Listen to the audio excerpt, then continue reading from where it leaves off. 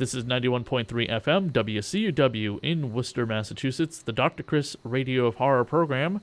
And tonight on Radio of Horror, we have a legendary director of 80s horror movies such as Child's Play and Fright Night, but not to be confused with Marvel's upcoming Captain America Civil War, who shares the same name with director Tom Holland. Thank you for coming on the show with us, Tom. My pleasure, Chris. Happy to be here. What are you currently working on right now? A lot of people know you from your main body of work, but what have you been working on these days? Well, I have short stories that are up on my website, Tom Holland Terror Time, and they're called, and on Amazon too. They're called Tom Holland's Untold Tales. They're 4 episodes of my twisted tales that I didn't get to make that I wrote up as short stories. And I'm taking one of them and I'm turning it into a novel, I hope. I also just finished an adaptation of a Stephen King short story. The short story is called 10 O'Clock People, but the script is called Cessation. So that and I'm working on, oh gosh, it seems like everything. I hardly know where to begin. I have a lunch tomorrow with Dmitri, and I can't pronounce his last name, great Russian author. He's done a series of books on the apocalypse. I think it's called Metro 2033 or something like that. Gotcha. I'm collaborating with the Spanish writer who wrote Annihilation, that's it, and on a screenplay. Cool. And Annihilation was I think his last book, and that's coming out as a movie very soon, a Spanish movie. Been getting a lot of interest. I'm also working on my website because it sort of grew. I started out with Terror Time because I wanted a place to put up whatever videos I did, and also my writing, mainly my writing. But what happened is I got a Facebook page for it, and people started posting fan art. And the fan art, I happen to like fan art, so you know. I like sculptures too. I just like makeup, effects makeup. Yeah, I noticed that from your body of work. Yeah, right. And I've been there since the beginning, so to speak. Or I was there before the makeup was. Anyway, the people just started posting on the Facebook page. They would send me, art, paintings and drawings they'd made of a lot of my characters, and then it sort of took off.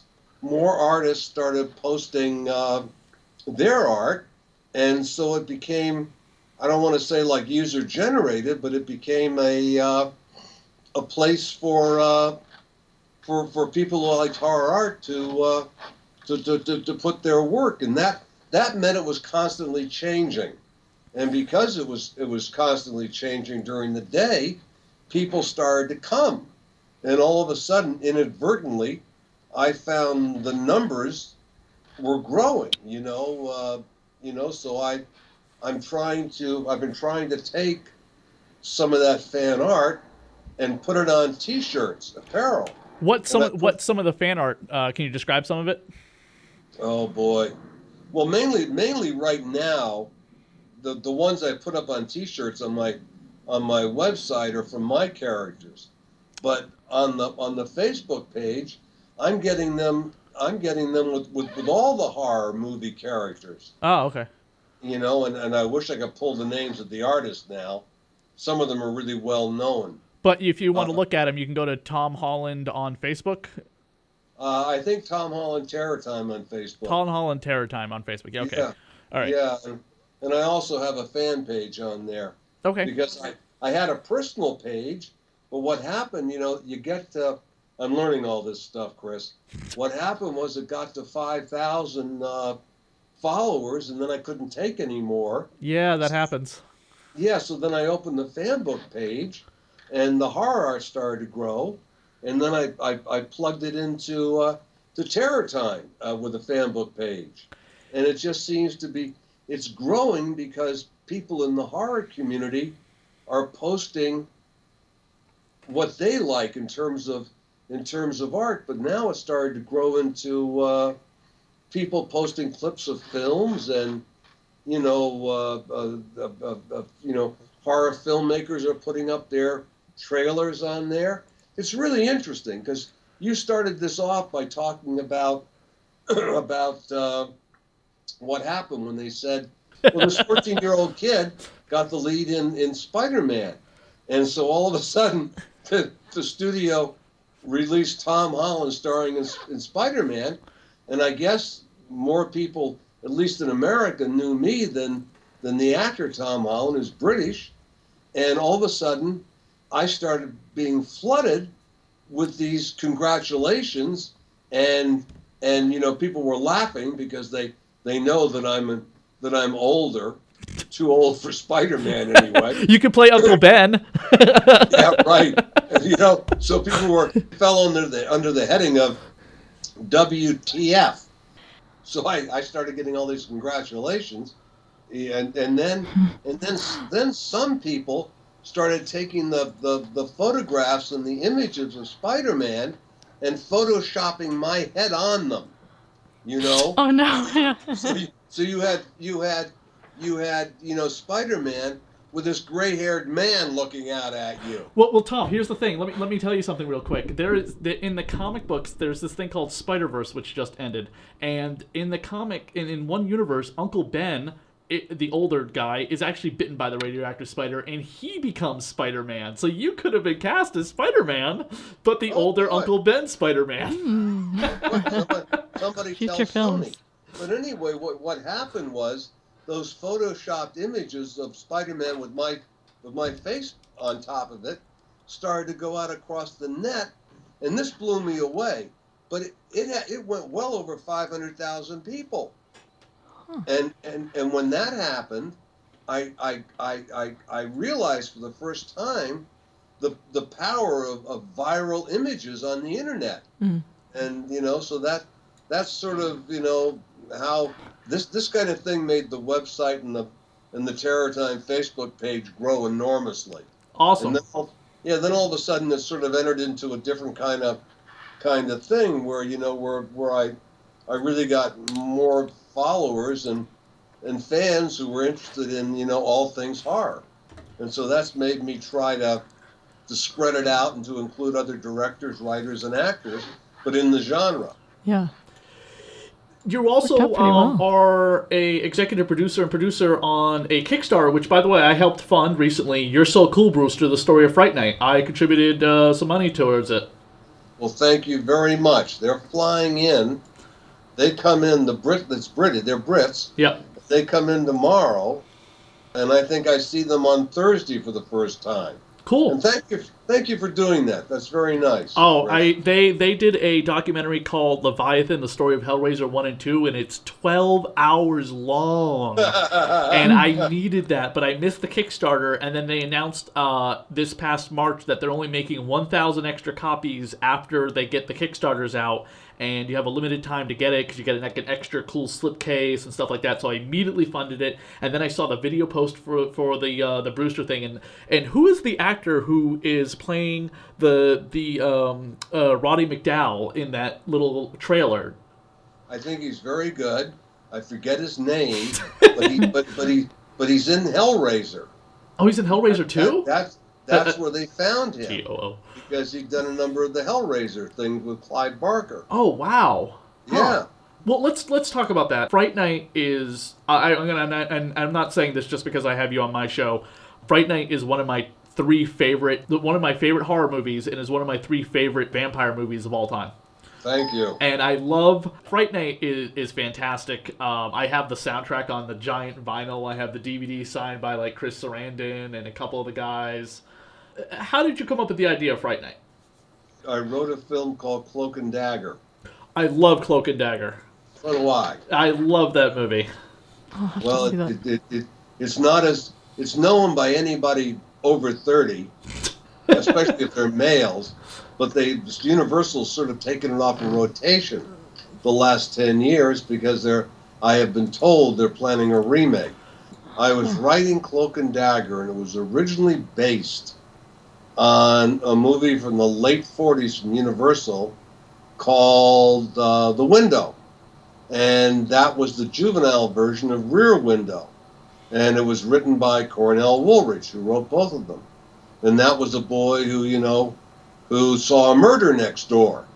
And, and of course nobody would believe him. It's a boy who cried wolf parable. Yes, of course.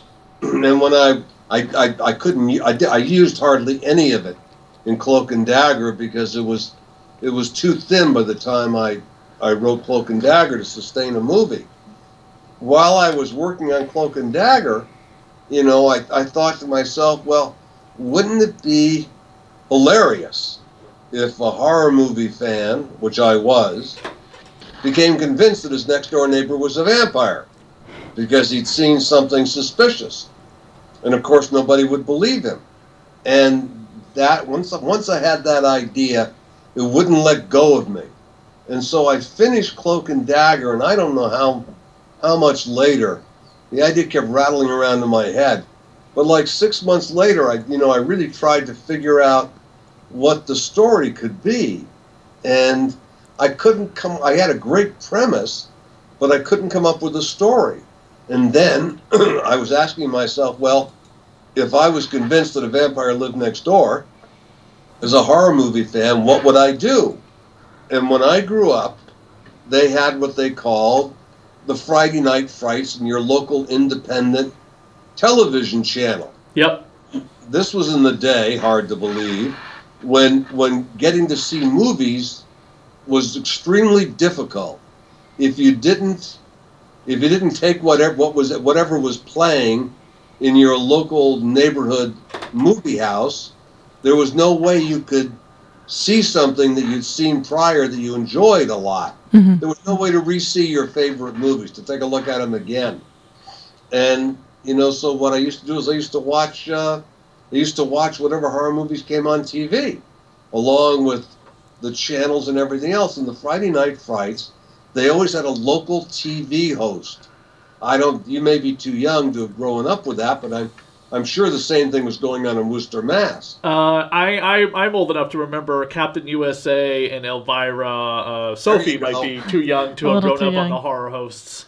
There you go. I'm 35 years old, so I definitely grew up on the 80s horror hosts. By the time probably Sophie was watching movies, they were pretty much gone the way of the dodo bird. Yeah.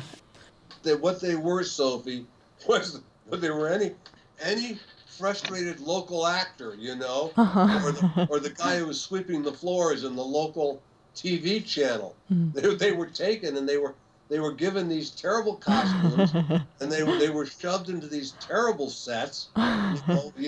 They'd have a coffin and one flat behind them. Yeah. And somebody would pump a little smoke in, and these people would introduce whatever the horror movie on TV that night was. And they didn't come on till 11 o'clock mm-hmm. because they couldn't have something that violent or risque or whatever, on during family hour.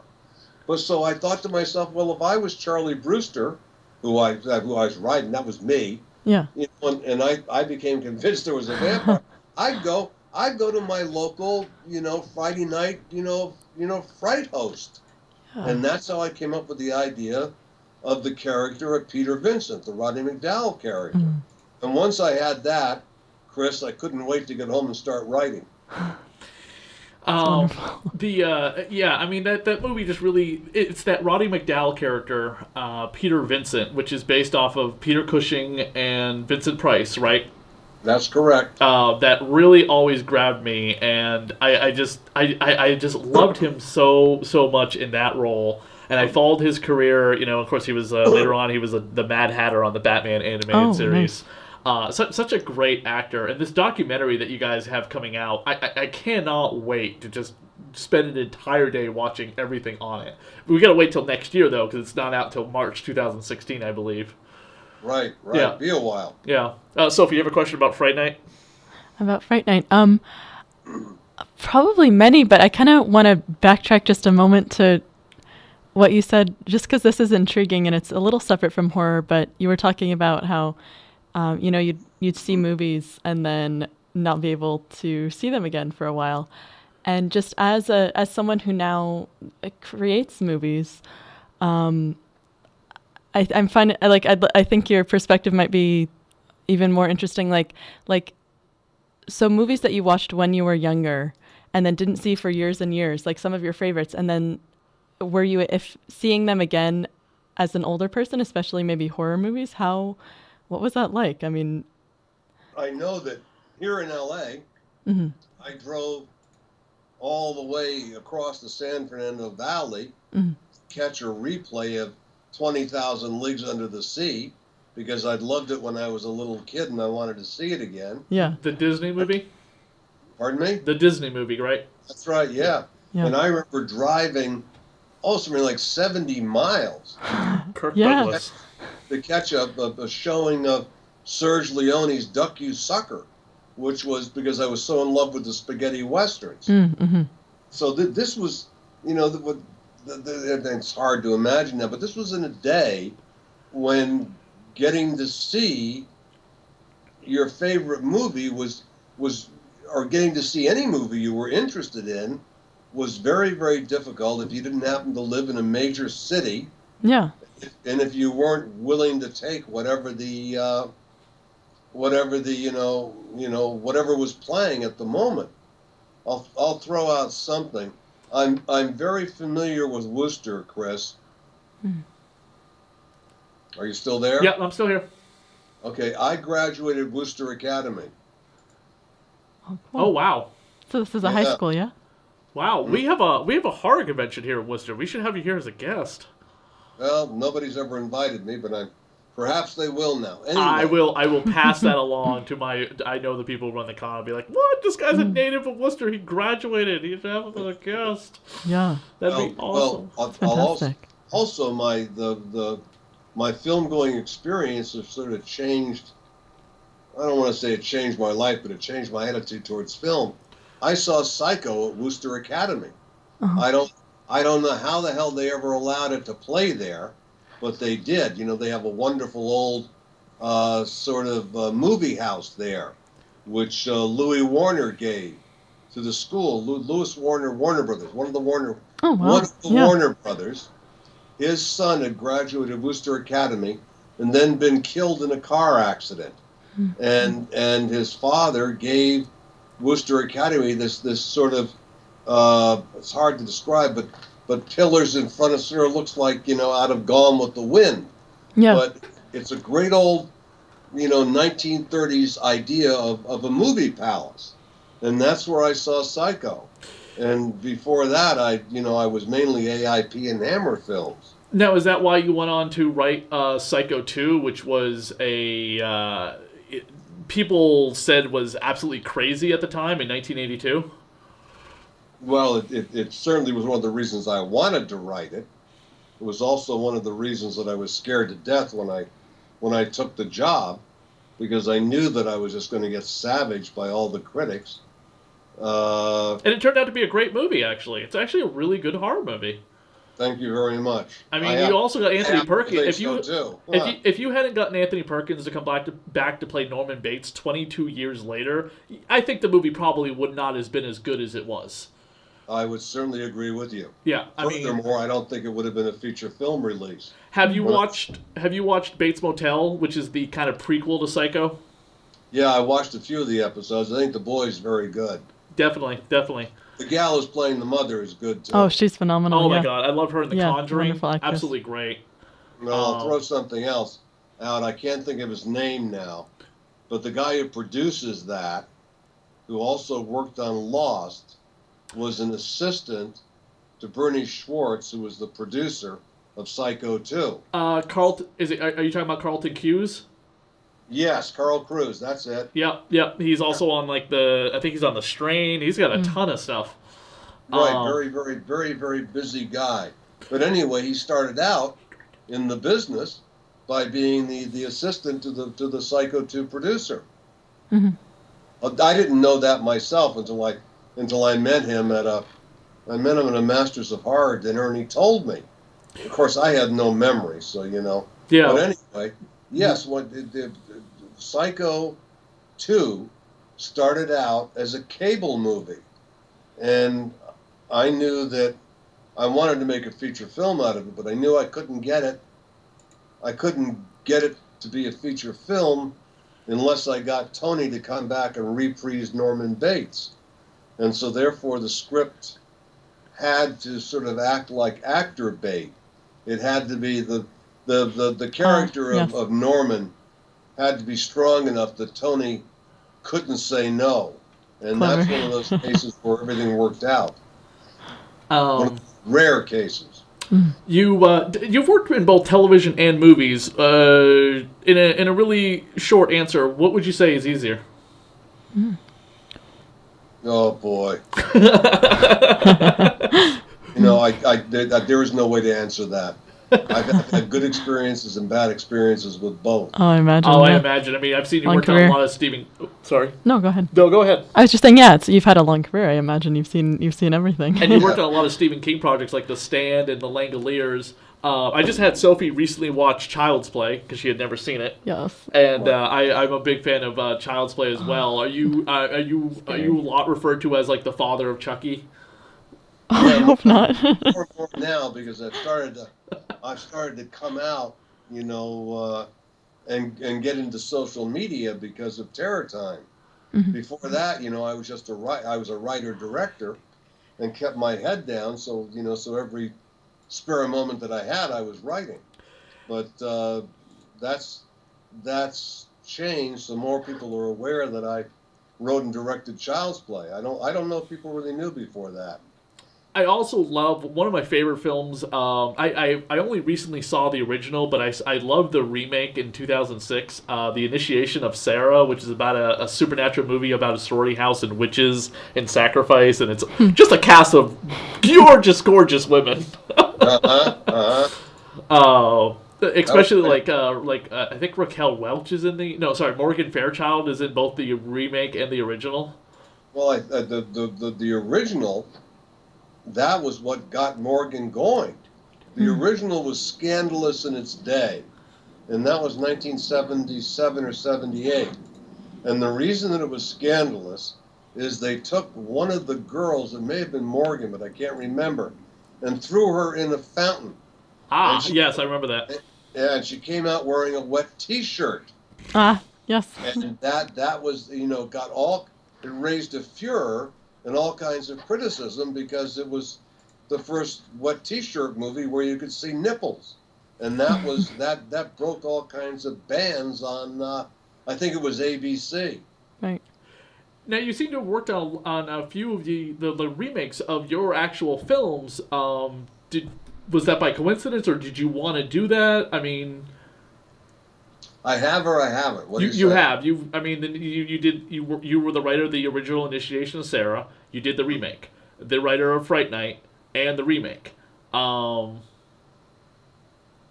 see another one. I don't see another one. I've written, but I haven't directed any of them. No. But you wrote them. Did you? I mean, were you happy they were going to remake it? I mean, what is your feeling about remakes? I mean, thankfully they've never remade Chucky. Child's Play, and they've only seemed to continue the series, which is good. But it's inevitable they'll one day remake Child's Play. I understand that it's in the works. Oh. I mean, I there's no way of answering that because because when I started out they didn't have remakes, and they only started sequelizing, as my memory anyway, in the late 70s. With things like Friday the 13th, I guess would be the big one. Yeah. And then Halloween. But by the time that when I made Fright Night, they weren't prevalent. That's 84. By the time that I made Child's Play in 87 or 88, everybody was sequelizing. And then, of course, since then, they're now more sequels and remakes than there are originals. So it shows a change in how the business works.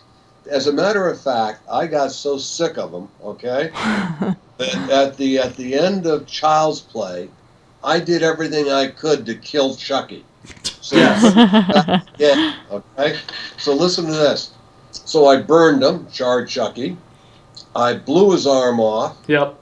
Ripped his head off. Yep. I shot him through the heart. I showed you the blood coming out the back. My last shot was, of the doll's body parts scattered on the floor, the head cut off, speaking its last words and audibly dying. Okay, I mean, so there was no way, logically, Right. you think there was a sequel. And all the preview card said was an obvious setup for a sequel. So by 1987, sequels had become, at least for genre films, an accepted way of life. And no, for a long time, I tried to avoid them, and I kept trying to go off in the new territory. I finally, started writing a number of them, or contributing anyway. Sophie, other than Tom having written and directed both Child's Play and Fright Night, what is the connection between those two films? I don't know. Chris Sarandon is in both of them. He plays the vampire, Jeremy Dandridge, in Fright Night, and in Child's Play, he is he's the cop, right? That's correct. Yep. Oh, yeah. Yeah. Oh, nice. Yeah. That's lovely. Yes. It's a nice little connection there. You also were the writer of a couple episodes of one of my favorite TV series of all time, Tales from the Crypt, which was a great collaboration of so many people in the science fiction, action, and horror genres. Do you think they could ever do anything like that today, or do you think Hollywood has become too stuffy for that many people to kind of work together and collaborate on a project like Tales from the Crypt again? I don't know the answer to that. Everybody keeps trying to revive anthologies. Yeah. I tried with my Twisted Tales, which were made for the internet. That's 8 different stories, that run from 8 minutes to 50. Yep. And it seems to me they keep trying to revive it, but nobody's done it successfully. Yeah, the last attempt was Trick or Treat, which didn't even get a theatrical release. It got straight to video, became a huge cult following. The studio afterwards realized what a mistake they made because the director of Trick or Treat was one of the writers of the X-Men movies, and now they've greenlit Trick or Treat 2 because the movie has become such a huge thing in the after secondary market on Netflix and Amazon and people buying the DVD and the Blu-ray, and there's so much merchandise for the movie too. And it's all these little tales within the story of Halloween. Well, you just hit the nail on the head with the word merchandise, because you could argue, or I could argue, or I would argue that the merchandising is what rules Hollywood now. Definitely. Which is why you have so many sequels. What is the you go to a lot? Do you go to conventions? What's the most unusual object someone has brought to you to sign at a convention? Well, years ago. I went to a Fright Night reunion in Texas. Yep. Then I happened to go to Monsterpalooza here in L.A. because it's close. I could drive to it. But the emphasis of Monsterpalooza has been on horror art, which is I'm interested in. But I just committed to go out to Chicago on the 28th, that weekend of August, to Wizard World, which apparently is a huge convention because they're going to run Fright Night on Saturday night, and I'm going to do a Q&A. And supposedly they have like 80,000 people attending. Wow. So we'll see. But that's the first time where I'm going to go out and have a table and do all that. Up till now, I haven't done it. What's the most interesting thing? I go to a place here in the Valley, San Fernando Valley, called Dark Delicacies, which I think is terrific. It's a bookstore, and it has horror things you can buy, like ties and socks with bats on them. I'll go. I just went there last week to sign on Beast Within. People arrive with. I don't think it's very much unusual about it, but they arrive with the sleeves from the Blu-rays. They arrive with the movie posters, with mini posters. Mm-hmm. Everybody seems to come up with a Chucky doll, that they bought. But I don't know if any of it's unusual particularly. Oh, I've seen some incredible body art, tattoos.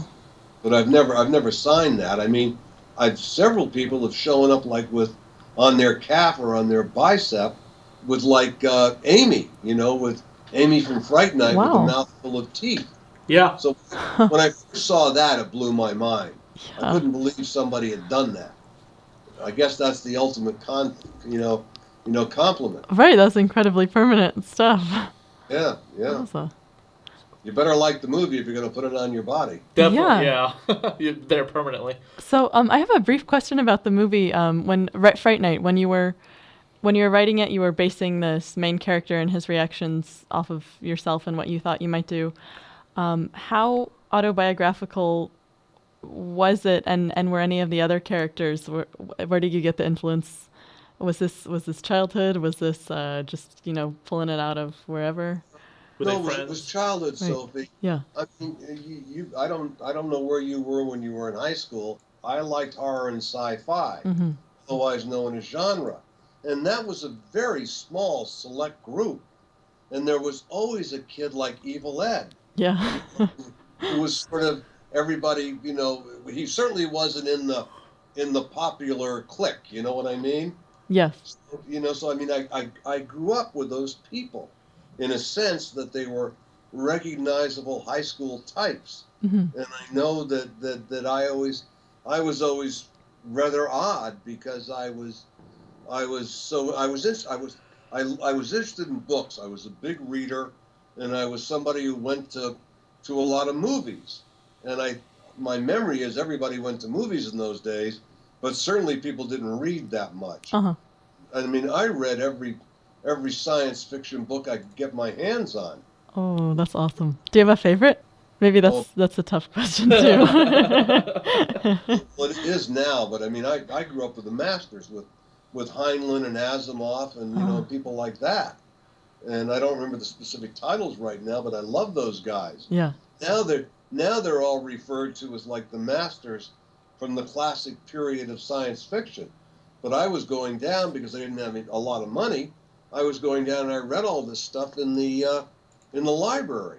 Oh, nice. Yeah. Hey, Tom, I got the name of that actor, by the way, who played Peter Vincent in the Fright Night trailer. It's Simon Bamford. There you go. And if you look up his other credits, I bet you'll see something from the Hellraiser series. Yeah, he was the Chatterer. There you go. Oh, sorry. I'm sorry. He was Butterball. He was the big fat Hellraiser. Okay. The Hellraiser. the big fat Cenobite with the blubby looking skin. Oh my. Yeah.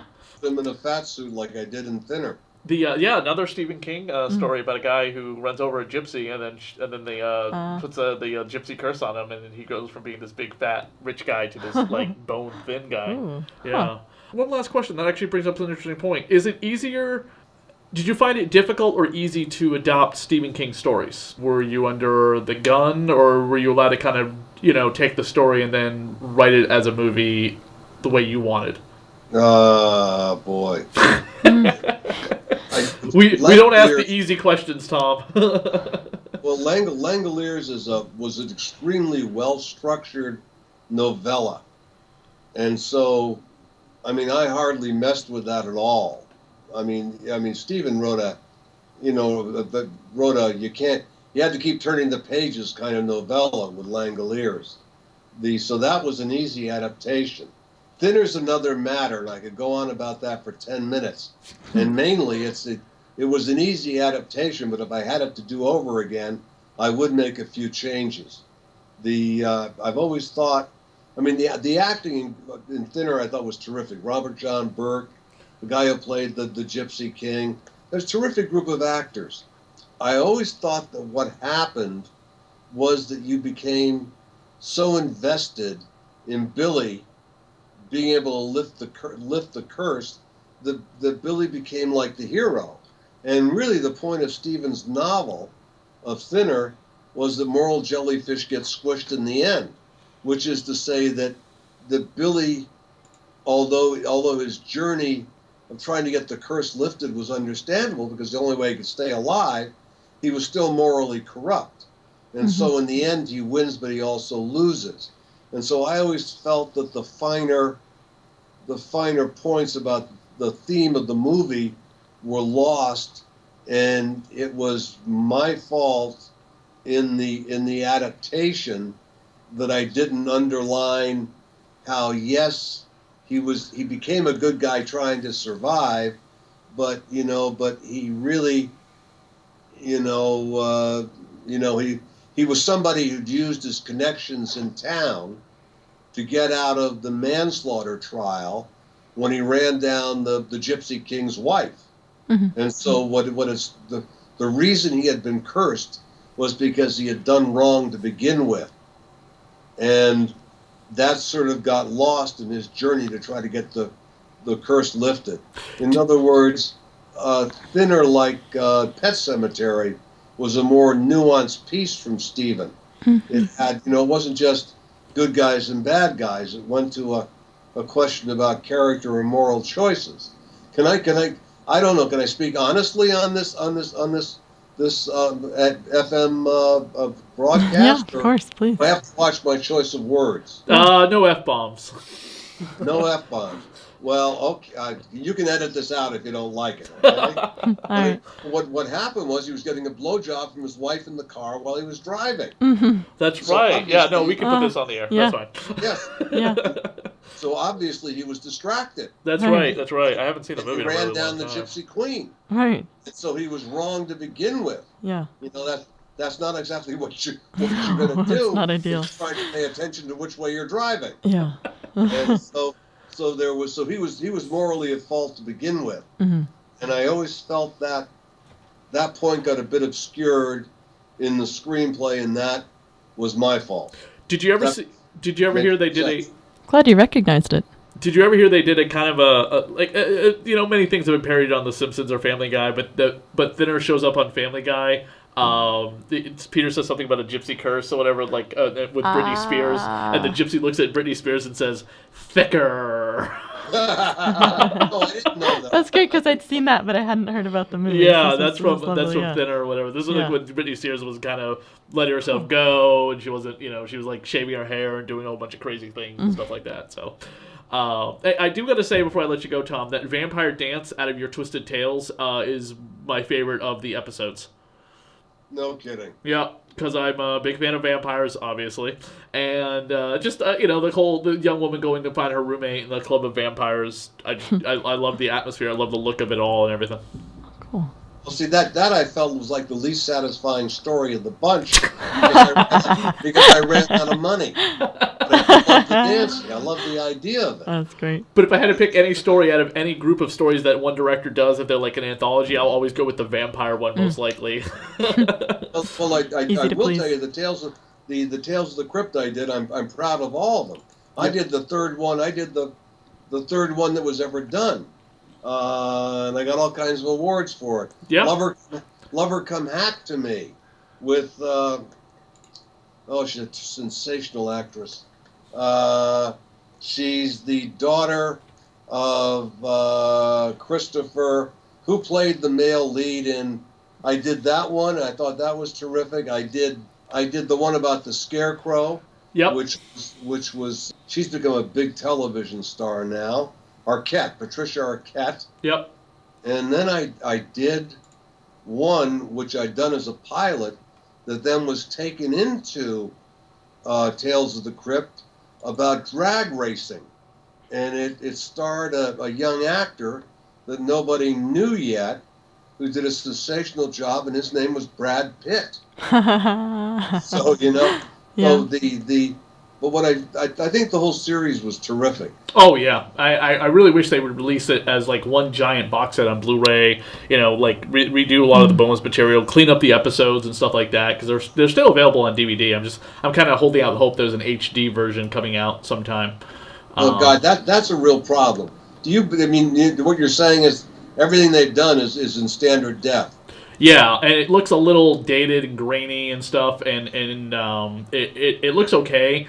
But with the transfer, I think it could really clean up and look fantastic. I still enjoy the episodes for what they are. John Kassir as the Crypt Keeper is fantastic, and the majority of the episodes of Tales from the Crypt were really good writing, and they were they were really good writing because they were off of some very, very good comic books. Yeah, and now yours were based on comics books as issues from Tales from the Crypt and the Vault of Horror and stuff like that, right? Yeah, I'm not. The first two were the one with Patricia Arquette and the other one with and who was the girl who pulls the gun at the beginning of Pulp Fiction in the restaurant? Juliette Lewis from No. from Dusk Till Dawn.